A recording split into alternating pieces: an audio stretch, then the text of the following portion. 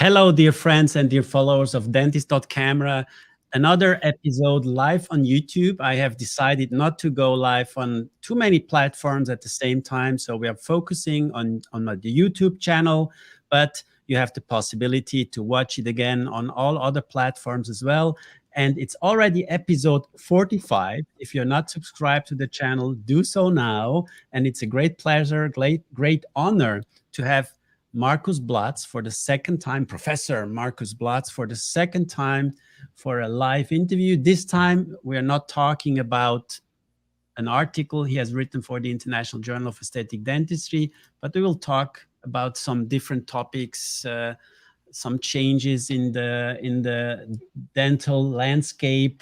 And I think we have interesting stuff to talk about in the next 45 minutes. And for everybody out there who doesn't know Markus, Markus Blatz, famous guy from originally Germany and now in the US. But Markus, it's your stage. Please present yourself to our audience. Well, thank you, Alessandro, for giving me the opportunity, of course, to be with you. And how deep do you want me to go into the subject about my career? Yeah, no, just give us a short overview. I just highlighted that you're originally from Germany, but no, I'm just kidding. I'm just kidding. The thing is always, I know you, you know me, but there are many dentists, and we had recently a discussion. Do you know how many dentists are there in the world? I have no idea. So some numbers say that we are 2 million dentists. Then recently I had an interview with Roddy McLeod, and he told me, be careful. 1 million of these 2 millions are only extracting teeth. Okay. And this is something also important when you lecture. Don't forget the 1 million dentists that only have forceps to extract teeth. This is, and they because people where they live cannot afford any dentistry. So the only treatment option is if you have pain, then your tooth gets extracted. And I recently had an engineer from Russia, and he was in the army, and he told me he was in the medical service, and they learned one thing about dentistry: how to do an anesthesia and how to extract a tooth, because this is emergency treatment on the field, not placing implants or doing things. So you have to get rid of the pain. And the number one thing, the easiest thing to get rid of pain is get the tooth out. You remember Cast Away with Tom Hanks? He used the still hurts thinking about it. No, but I mean, I hope, I mean, my goal always was and always will be, of course, I mean, there's circumstances where you have no other choice, especially, depending where you live or whatever. But of course, our goal always has been to try to preserve his teeth as long as possible and help our patients keep their teeth as long as possible. That's, of course, the main goal. Well, you asked me about my career, where it started. Yes, I went to dental school in Freiburg, Germany, before I started as a dental technician for a little bit. And finished my dental training there, became a faculty member there. I went through a dual training in perio and also prosthodontics mainly. And I was a faculty in the Department of Prosthodontics under Jörg Stroop. And at some point in time, when I decided I wanted to stay in the academic world, Jörg said, you know what, if you want to do so, I want you to go to the US and do some research there for a certain time. And typically it was about a two-year stay, and I was lucky that I connected with a person called Gerard Sheesh. He was the head of the Department of Prosthodontics at Louisiana State University and also one of the gurus in aesthetic dentistry. And he took me under his wings and stayed there for 2 years, started a research program there. I already had a degree in dental materials from Germany and started a research program there in the prosthodontics department. And 3 years, 4 years. And well, then a little incident that kept us a little bit off track. It was Hurricane Katrina in New Orleans, where LSU pretty much was. And a year after that event, we decided to move to the Northeast and now for almost 21 years, I'm actually in Philadelphia, in surrounding area of Philadelphia, at the University of Pennsylvania. It's not Penn State, it's the University of Pennsylvania, UPenn. And there I'm chairing the Department of Preventive and Restorative Sciences, which is a conglomerate of a number of different departments, from operative dentistry, prosthodontics, community oral health, pediatric dentistry, all pretty much together. I'm also responsible for the digital innovation initiatives and CAD/CAM technologies there. So I'm all excited about teaching, of course, our students with the latest techniques, technologies, and doing research on the topics as well. That's pretty much sum it up in a brief manner. Of course, there are many stories to each of those chapters in my life, how I even started to get into dentistry, because that was not my first gig, I have to say that. Yeah, but it's interesting that I still remember you being assistant of Professor Strub in Freiburg, and you tell me that you are in America already more than 20 years. It's amazing how time flies. It's crazy. It's really crazy. But over the last years, time is still flying. But what is the impact about the pandemic on education? I'm not talking about dentistry. We had this lockdown in many countries, that dental offices have been closed for several weeks or even several months, because I said aerosol is the #1 spreader of this virus. Then they realized that the dental office has kind of a safe environment, or we are used to treat patients under special conditions. I would say, beside the hospital, beside the operatories, dental offices are pretty well protected. But again, what was the impact of the pandemic on education, and maybe extended a little bit also on your personal life? Yeah, I mean, it's that was, of course, for the educational process quite it had a huge impact on us as a dental school in general and education in general. Specifically, the timing was not the best, because we were just about to finish our senior students, so they were just about to graduate and finish all their requirements and complete them.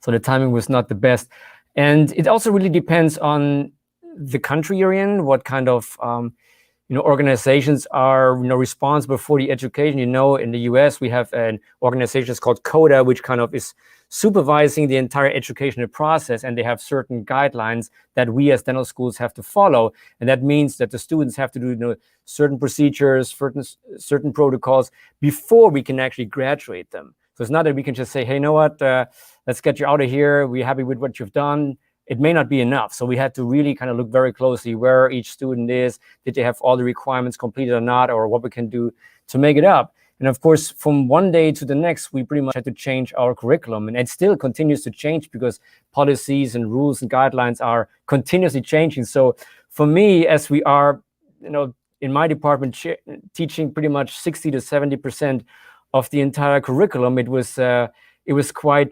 substantial what impact that had. And it starts, of course, with the pre-clinic teaching. We had to separate people more. It could be even in the beginning, we were completely closed, of course, but then you have to separate people, social distancing, even in the pre-clinic labs. So we went, from early in the morning to late in the evening, in shifts. In the clinics, of course, we had our protection requirements, even though I think we were one of the, if not that first school in the US to open up their clinics to full treatment again. It was in June 8th in last year, and since then we've been pretty much fully opened. And as you all know, the demand for dentistry has only increased, because people were in a lockdown and they had a good amount of money now to spend, which they couldn't spend otherwise. That's why it was mixed bag. From an education standpoint, though, of course, we had to switch all our didactic courses online. But since I had many years ago already started what we call a learning technologies team, which focuses on blended learning. We have blended learning concepts, online learning concepts included into our curriculum for many years already. So there was not the hard part to do that. And we had just a great team to really, from one day to the next, just switch over to online teaching. because this was the point I was trying to go to, because they have been a lot of, especially in the States, distance learning, because it's a huge country. People or even students cannot travel all the time. So distance learning was a topic, but was never really forced. And what I have seen during this pandemic, a lot of this technology being there already has been emerged, has been come to the surface. And how do you see it in dentistry? I've read an article, a recent article from Korea. They did some research on several universities and found out the future of not only dental education is a mixed experience. So online learning, video content, online training will raise the percentage of all these trainings will level up, and the hands-on training will be reduced. But I think it might be also more efficient if you do so. What are your thoughts about this? So now science is really proving, not only in dentistry, but in all other businesses as well, that the combination of online education, so get ready for something and then do it, is changing things and reducing the amount of hands-on training. What do you see, or what are your ideas and concepts related to this? I mean, since we are a manual profession, I hope we don't reduce that part too much. But of course, like I said, we had used blended learning concepts for a number of years already. But it's not that simple, because some institutions may not be ready for it. Of course, and I'm not talking about having videos online. Everybody has some videos of lectures online, but we early on went to the blended learning concept, where you have, for example, short videos, not just a lecture being recorded, but short condensed videos with information that are then being used to have really active learning participation through discussion. But like I said, some schools may not be equipped for that, because you need also just a physical space for that. And we had several years ago, when we went through a great renovation of our facilities, also included a large number of smaller seminar rooms where you can be in a small group setting and really go into those discussion forums in a much easier way. And so these blended learning concepts have worked very well for us, in addition to others. And it really depends. I mean, we also went into things like gamification, certain games that our students can use to maybe learn the content more the way they're started to learn through their social media, through their electronic devices and all that, which is very different from how you and I learned dentistry. But we are implementing these tools not to be fancy, but to really help them retain the information hopefully better, because they're accustomed to these tools, basically. When it comes to as you said, hands-on training, I mean, we're also using technologies like haptic technologies for a number of years that can help and kind of replace some of the hands-on training we had to do in the laboratory. And I don't know, I'm sure you're familiar with these technologies, where you have pretty much, you simulate tooth cutting or tooth preparation on a computer screen, and it's quite amazing how accurate it actually is. But so we use all these tools, not exclusively, and not to. So we still have a lab, and we always will have a lab. I still want to do wax ups, because I think it's still important. But we also teach them both the fundamentals in a 3D way with your hands, but then also on a computer screen, because it's not that easy as some people believe to go from one to the other either way. Absolutely. But what was the reaction of the students? I'm wondering, because you can say, okay, we are doing this, but what was the reaction of this younger generation to all this new types of education? Maybe some of them never have seen the old style. They just started using the new style. But what was the feedback of the young students?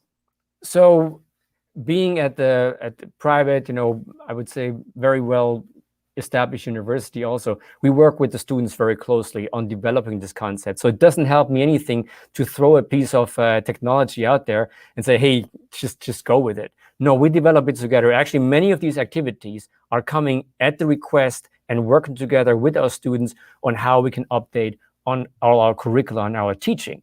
So it's not that we just say, hey, you do it like this, do it like that. We work together with them, because I think this is the most important piece.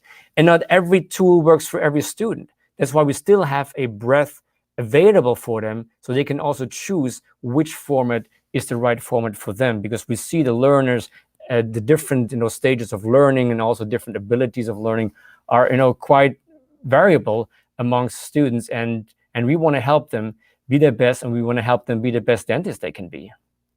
Absolutely, I totally agree on that. So let's jump into the next topic that I know that you have expanded your you're doing a lot of different things. You had a little bit less lecturing over the last 2 years, but Oh, I wouldn't say that. okay, you were sitting in front of your computer Yes, lecturing. But one. this is different. You can have your shorts on, your flip-flops, and the beer at I'm the not standing side. up now. Nobody sees, so this is different. So beside being the head of a dental department, you're involved in several journals. So how do you see this new challenge? Or okay, you have been used to write articles, you know how journals work, but now you're involved, I think, in 2 journals. Can you tell us a little I'm bit involved more in about 35. If you still give me sending some stuff, I'm involved basically in 35 journals that I'm reviewing for. Yeah, no, I'm not talking about the journals where you are in the editorial board. Oh, you're But talking about let's me? say Okay. I'm talking about Journal of Aesthetic and Restorative Dentistry and the compendium. Maybe you can tell us a little bit more about these 2. I think different styles and different projects in publication. Oh yeah, very much so. And no, thanks for pointing this out. Of course, I was always, I would say, even though I have my degrees in dental materials and very curious about that, and we do a lot of research, but I always call myself more a curious clinician than a true researcher or scientist. So I always aimed to make sure that the information that we try to deliver is, first of all, clinically relevant, and it's valuable for the clinician.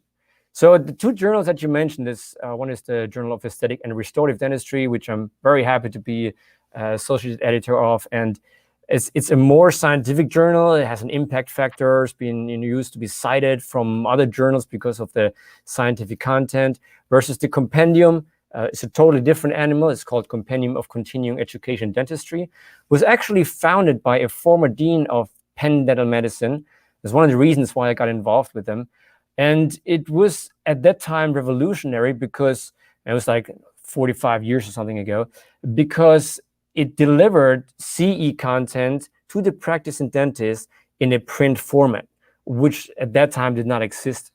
And but of course, it has evolved in the meantime as well. But the main goal for that journal is to translate clinically relevant science and research and information for the practitioner. So it's a very different, I would say, target. But of course, all of these are very important, because in the end of the day, like I said, my goal is to help people do the best dentistry they can and help our patients get the best dentistry they can. And that's only possible, through different outlets. And that's why I think some people say, well, compendium is not scientific, so why do you do it? Well, that's exactly the reason, because I want to translate the science for the practitioner. And other people say, well, but Journal of Aesthetic Restorative is very scientific. Yeah, exactly. That's exactly what it should be. And I love that mix. I mean, for me, that's what drives me, because like I said, I could not sit in a laboratory and look for one molecule for the rest of my career. Some people are doing great with that, and we need these people as well, of course. Don't get me wrong. It just wouldn't be me. I need to make sure I can have some substance that will help dentistry. And again, and if it translates those people who look for that one molecule and find it, and I can then translate that into one of our journals or CE programs or whatever, that's exactly where I'm supposed to be. So then let's say the Journal of Aesthetic and Restorative Dentistry is going its way, and I think for many years now it's on a high level.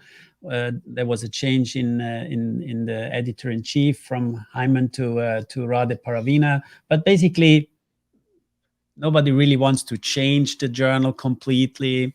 But what about the compendium as a different source? I was always trying to push a little bit more the combination of the printed version with online things Exactly. to get in touch with more people, with a larger audience. Because honestly, who's really reading scientific literature? Exactly. And you did a fantastic job with that, by the way. I mean, you also brought your journal up to to absolutely top level. No, but this is exactly what I'm trying to say. Because yes, who's reading? I mean, the Journal of Dental Research, for example, is probably one of the most highly ranked journal in our field. But yeah, I don't expect our colleagues to read that. I'm here to synthesize and summarize that information for them so they can make the decisions also based on the science and what's available out there. That's exactly where I see my role. Because at the beginning, like say 2 million dentists, 1 million the tooth extractors, but there's 1 million potential customers for scientific literature or content, because everybody needs to be educated. Everybody should stay on top of the actual knowledge. So what are your plans? I'm trying to a little bit take the worms out of your nose. How we say in German? I don't know how we say in English. So I don't know how it's in English, but if you can tell us a little bit more about this. About what? No, if you have any plans. No, because for me, my vision was always, if I have a publication, if we're honest, even the most successful journals don't have that many subscribers. This was always something that I say, well, I would love to have a much larger audience. And I'm not talking about social media and so on, but creating an organic community of engaged, especially young colleagues that are participating in journals, in written texts. So, for example, I felt over the last years that it's becoming more difficult to find good reviewers. So I think this is a point we should discuss about. Oh yes, please. And I had several discussions with several people from different fields, not only from dental field, from other research fields, from patients I know that are in research in chemistry, in physics, in mathematics, in whatever. And everybody was telling me that the average level of science is a little bit going down. Yeah. Yeah, I mean, that's such an important important topic. One reason is that it's harder to find good reviewers. So if you have a peer-reviewed journal, for those out there who don't know what a peer-reviewed journal is, so a journal that accepts articles and at least beside the editor-in-chief, two other people, two reviewers go through the manuscript and give their comments, add their comments, and then make a decision. Can we accept the article? Is there need of any corrections? And the good review is not just, oh, it's okay, publish it.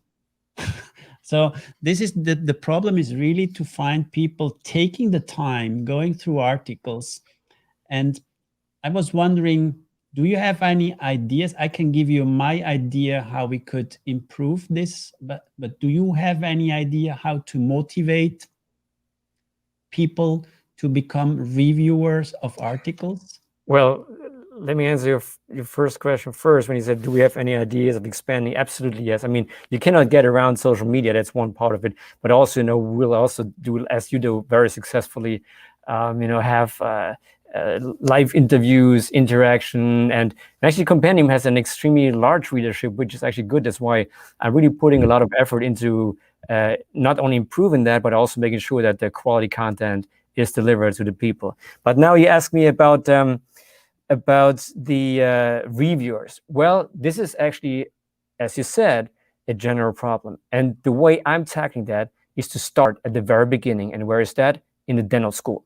So evidence-based dentistry is something that we are also, CODA, I mentioned that, this is the CODA, that supervising entity in the US, asks us to do everything evidence-based. We can discuss what evidence-based really means, because it's not just the literature itself, it's also other aspects that we can talk about. But so we are required to do that.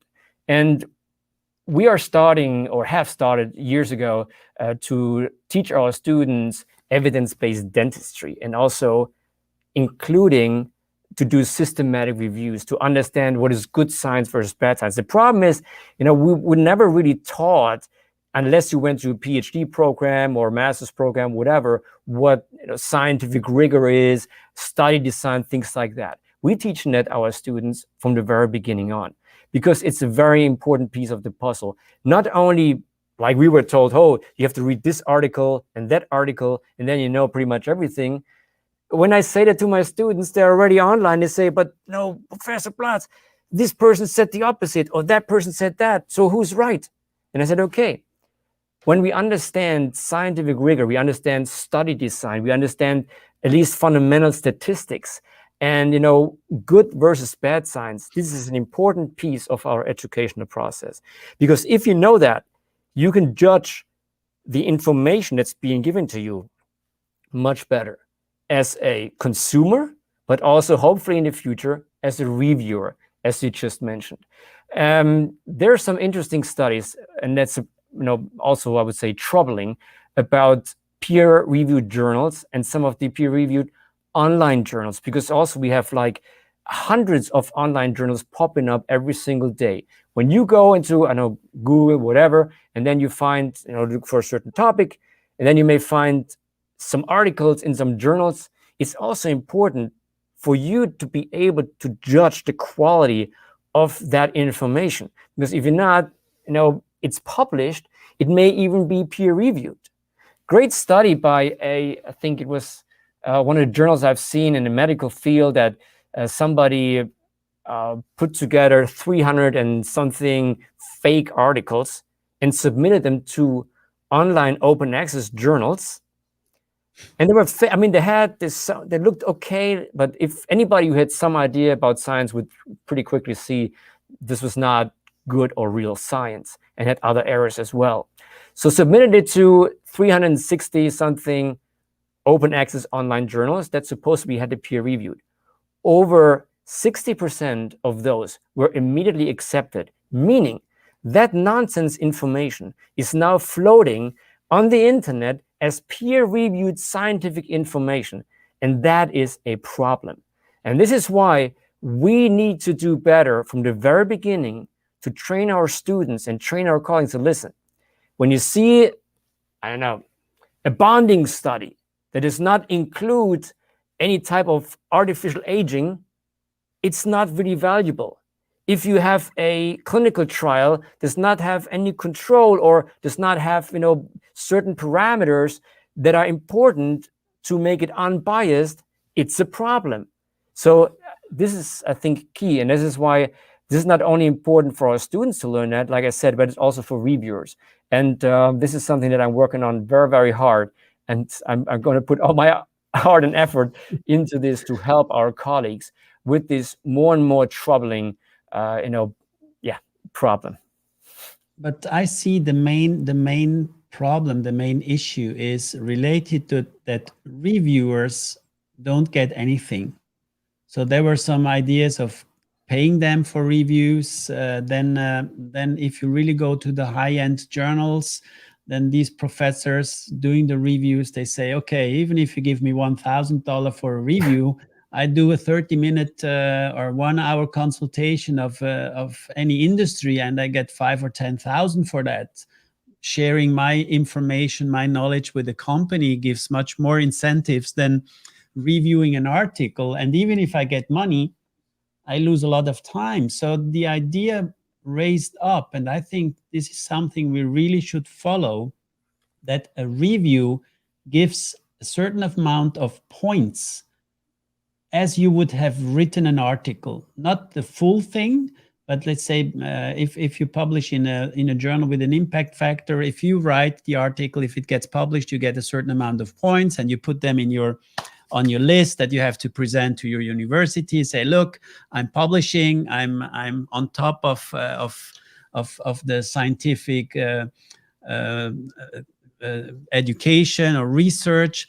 If you would do the same with the people doing the reviews, I'm super sure that you will get much more reviewers, and the reviewers at a much higher level, especially also from universities, to say, okay, I write one article every 2 or 3 months. I review 20 articles, and for the 20 reviews, I get the same amount of benefit, scientific benefit, or let's say benefit points that I need for my career, than writing an article. And I think this should be done, because otherwise you have this flood of open source journal that you just pay to get published, and you have no control. As you said, I totally agree. They do business and they say, yeah, we do peer review, but who controls that?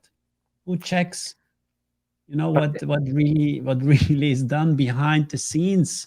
And I think we have to face this new situation. It starts, as you are correct, with educating students, but there's a second point that is missing, is that if you have finished dental school, 99% of the dentists out there have no access to good dental or scientific literature anymore.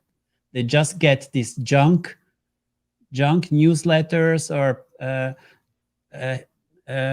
publications that are financed by the industry. So super biased articles telling you that this is the best implant, and this is the best bonding, and this is the best zirconia, and this is the best composite, written by Markus Blatz.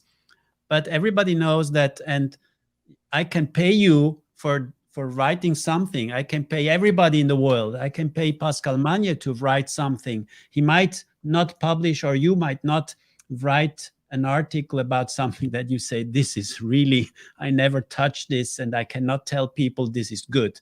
But at the end, we see a lot of paid articles, and this creates confusion in the dental world. But what do you think about this? So we by the should way, try to get, or to give access to more dentists out there to really good literature. And just switching now to everything is open no, source but doesn't really yeah, solve the problem. it's not. But by the way, there is a system existing already. It's called Poupons, where you can get credits for your reviews, and it's becoming more and more important. And as you said, that has already started. And so part of our, I would say, also promotion,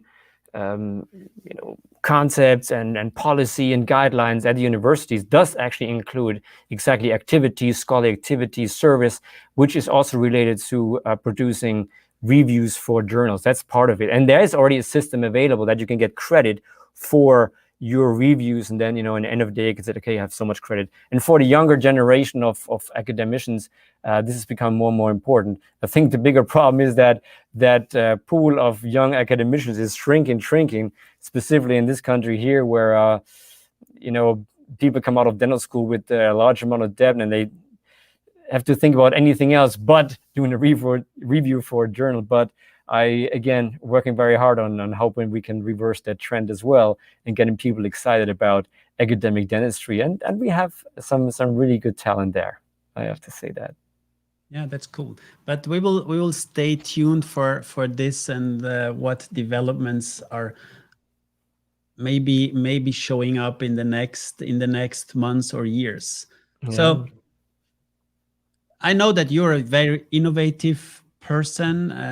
You told me you're head of the CAD/CAM department, so there's a lot of technology around you, and a lot of gadgets around you. So what are your what yeah, because this is included in the plan for the future. So where do you see digital dentistry going to? So you told me there are a lot of systems around, and we're talking about digital treatment planning, digital that, digital Oh, yeah. this, and but at the end, where do you think are we going to? I remember 30 years ago or 35 years ago when I was a student, I still remember the lecture of Professor Merman telling us about the CEREC system, and Oh, I yeah. thought, wow, in 5 years or 10 years, everybody in the world is using CAD/CAM technologies in their offices, and now we are 35 years later, and I don't really see the digital revolution. Okay, you can say we have digital X-rays, we have digital photography. Basically, almost everything in a dental office is digital. But I'm talking about computer-assisted systems enhancing our workflows, not the diagnosis and all this, but production. We're working with the hands and what can help us to enhance our handwork. Where do you see the next steps? So this is, let's say, my question behind what are your plans for the future? Yeah, I mean, first of all, I have to say I'm very curious about new technologies, and I like to play with new technologies, but it doesn't mean that I'm not necessarily a techie.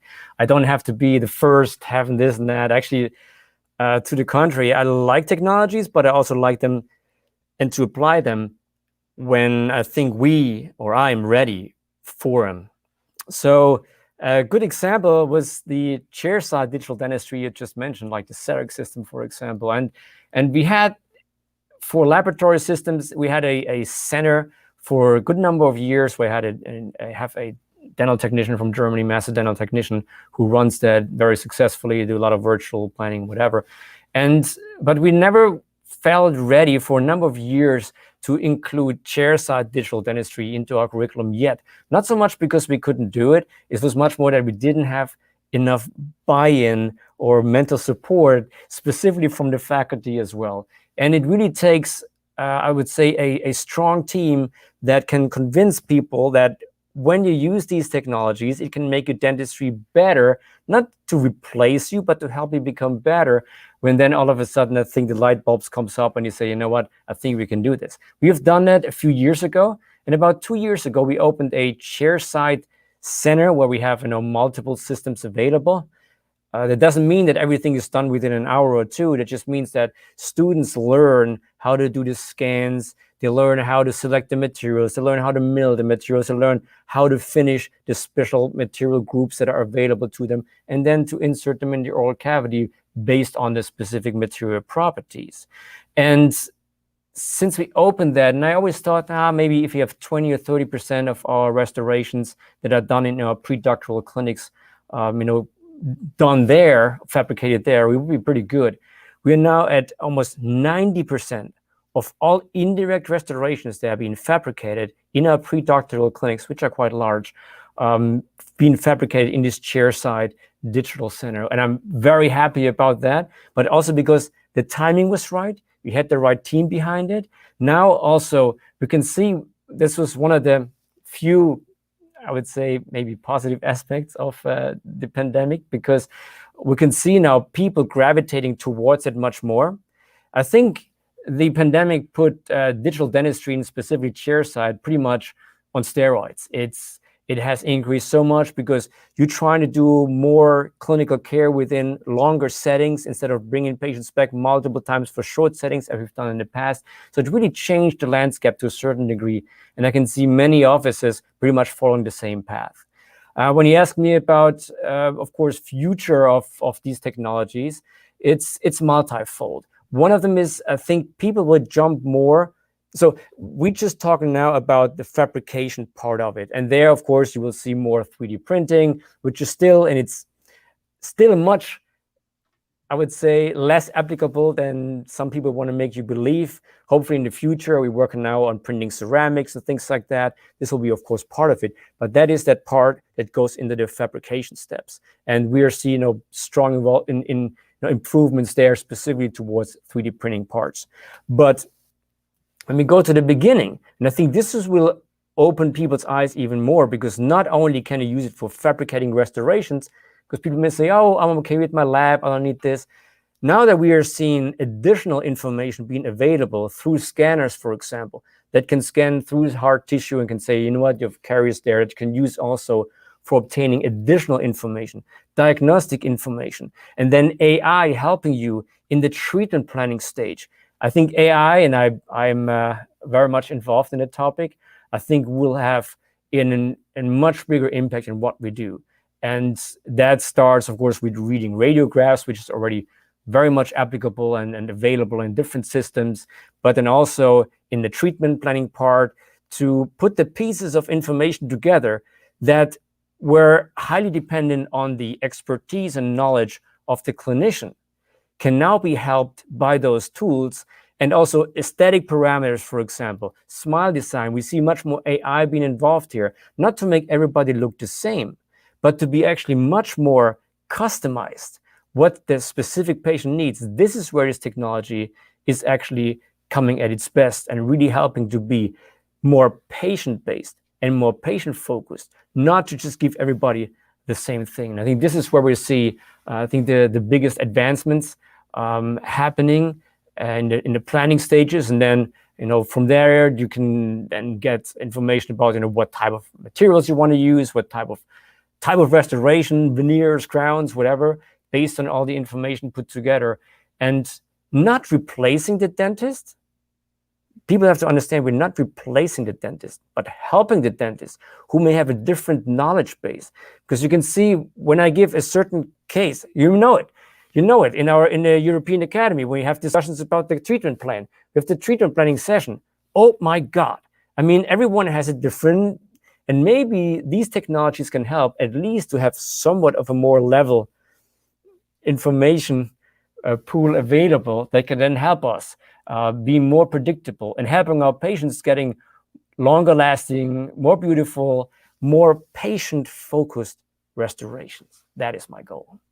So I think we're moving towards like what we call expert systems. So expert systems that help the dentist in all the phases of a treatment. So the record, let's say collecting the records, doing the diagnosis, and then doing the treatment plan. Also with the changes the dental community is facing, becoming more a part-time. I don't want to tell that everybody, look, now dentistry is becoming a female profession. We have an increased part of female dentists around the globe, but also the young dentists, the male dentists, are trying to find their work-life balance, not working 100%. So time sharing is something that might be more common in the future. And so the lack of experience might be compensated by expert system helping young dentists and also experienced dentists to scan x-rays. Maybe you have also tried this Diagnocat system, very interesting, from I think a Russian engineer. This is already available also in medicine, that you put x-rays in a AI and KI software, and it shows you all the findings, comparing it with millions of other radiographs, and telling you, look, exactly, here I found something that you might need to take a closer look at. So I think these are the tools that you are also trying to implement in your education, or especially at university. Absolutely. Doing some research on that. Yes, we do, and actually at various levels. I mean, like I said, this is a huge topic for us, and already the industry, there are already some pretty strong, I would say, components or companies who put some very helpful tools out there. And I tell you what, the first ones who are going to jump on that or have already jumped on that are not necessarily the private practitioners. It's insurance companies, because with this technology, you can have quality control like no other. And that's true for the big DSOs that we have in the US quite a bit, or insurance companies. They can see, scan through the existing, radiographic information from a patient and see really, was the crown necessary, or is there caries here or there? Quality control, and insurance fraud, I think, is going to be things that are already available. And there are some companies who have patents for that. And you could see this is already happening. You can use it for patient management tools, where you can then see, okay, maybe, like I said, maybe I didn't see a certain lesion here and there, and then the computer will tell you, okay, here's a lesion, you better bring that patient back in and make sure you treat that. So there's tools that are already available for that, which are extremely helpful, and they will change the landscape, absolutely. So I think the future is bright for young dentists out there. So to finish up our short live discussion, I could talk for hours with you. That's not the problem, but I want to keep it short and concise. So what is your advice? You already did this, or you already answered this question in our last interview last year, but now time has changed. We have a new situation. So what would you tell young colleagues? Somebody being at the university, should he continue with dentistry? For example, we have seen in the whole restaurant business during pandemic, a lot of people switched business. So they went away from restaurants and hotels because they had closed, and so they had to reorientate themselves. And now the restaurants are lacking of people working there, so they're desperately looking for chefs and other people. What do you see in dentistry? What is your advice for a young colleague? Should he stay with dentistry? Is there a future for dentistry? Oh, no doubt. I know There's that no doubt about that. people need dentists, but the question is, which part of the 2 million dentists should I go for? No. I mean that the tools may be changing, and that's true for, of course, most of the professions that we have today, but it's still the same. And at the end of the day, I think the key is, the passion to help our patients. And I think, and you can do that. I think, people talk about, oh yeah, I mean, I'm losing my passions for my passion for this, and I'm not a student anymore. But it also has to do what kind of standards you hold yourself against. And I think if you strive for excellent dentistry, if you always strive for the best, and then you see how you can help your patients with that, and you can see satisfied, happy patients that leave your offices, this will help you, keep your passion as well. If you're only out for the money, I think it's always difficult, because it's never enough. I mean, let's face it, it's never enough. They need this car and that car and that car. I can only tell our young colleagues, don't focus on the money. If you focus on quality dentistry, the money will come. Just do the best you can. Make your patient happy. This will keep your passion up. This will keep you inspired. And then, use some of those tools that can help you making it better. And if you then see that impact that you have on people's lives, this is, at least from my point of view, what gets me excited, gets me satisfied with the things that we're doing, and keeps me going, basically. That's better than last time. For me, important is that do what you have passion for, what you like doing. Don't become a dentist because your father was a dentist. Maybe, and he says you have to take over my office one day. No, I'm kidding. But we had in our when I was a student, we had a large number of children, sons and daughters of dentists studying dentistry. But most of them took the passion of their parents, because that's why I went into it. As children they played around in the dental office, and I think if they would not have enjoyed playing doctor or playing dentist already at a younger age, they would not have decided to do this. I can say, I don't know how it's today, but at our time it was quite hard compared to other studies. So if you study economy, it's I think 11 hours a week, and we did a little bit more than that. And trust me, also our dental students, I mean, it's quite a rigorous curriculum. It's not for the faint of heart, that's for sure. But like I said, I think many of these that had people in the family dentists, they could see that passion. I think that's why they went on to pursuing the same thing. And that can keep you running. So keep up your great work, Markus. I really enjoy. Oh, you do the same. Thank you. Seeing you, teaching you. and you have become a great ambassador of European dentistry also in the US, because I think it's important to connect to the two continents. US Yes. dentistry and European dentistry are not the same, so we have No. some issues how we approach patients, and I Yep. would love to see a more global approach on dentistry, on our profession, focusing on our patients. And if you have passion, again, I absolutely agree with you. If you have passion for something, success will come, money will come. But at the end, my advice for young people is, if you have $100, don't spend more than $100. Exactly. So, so this is one of the Yeah. things I see with young people. They tend to spend more money than they have because they see what others have. And if you're a little bit modest, if you are Well, happy with what you have, then I think your life is great, and do whatever you have fun for. And I see you have fun. You still yeah, look and young, motivated, and keep up your great work. thank you.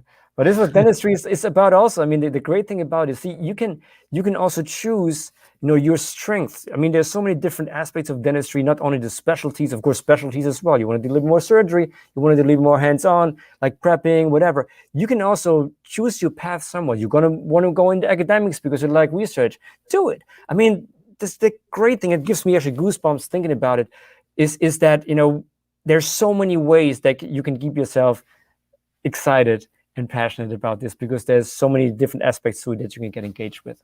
Absolutely. So Thank you thanks so much. again for being my guest. Next week I will talk to Panos Batsos, our mutual Excellent. friend from Greece, about Excellent. his about bioemulation and a lot of other stuff that is interesting in dentistry, in the dental field. Don't forget to follow dentist.camera on social media, on Instagram. Recently, I had an increase also in dental followers, but what makes me happy to have more dentists around, because I enlarged my niche. I will talk about that, because I started talking about dental photography and found that this is very narrow. And now I'm digging a little bit deeper and trying to make out of my niche a small canyon, adding also video and some social media Nice job. coaching, social media coaching for dentists out there. And stay tuned. I will keep you posted. I know that you're also doing a great job on social media, but I Well, tell you then later on what you could improve in your social media presence. I've learned a lot over the last 2 years, oh, and I I'm know. here You know to what? share. I'm, The only, I'm here to the only share it. reason, why I went on Instagram after the lockdown was the stuff I saw on Instagram, and I said, you know what, we have to put some science into this whole thing. That was the only reason. Absolutely. I totally agree. But So I'm happy to learn. absolutely. So stay a minute. I will play the outro, and Thank thanks you. again for all out there watching. You will be able to see it on YouTube. I will share it also on other platforms, and stay tuned, stay healthy, and get vaccinated. But this is another topic we need to discuss. Not today. Yeah, that's but as a side comment, we'll leave it here. As medical Exactly. personnel, we leave it here. So stay safe, and bye-bye. Thank you so much for the opportunity.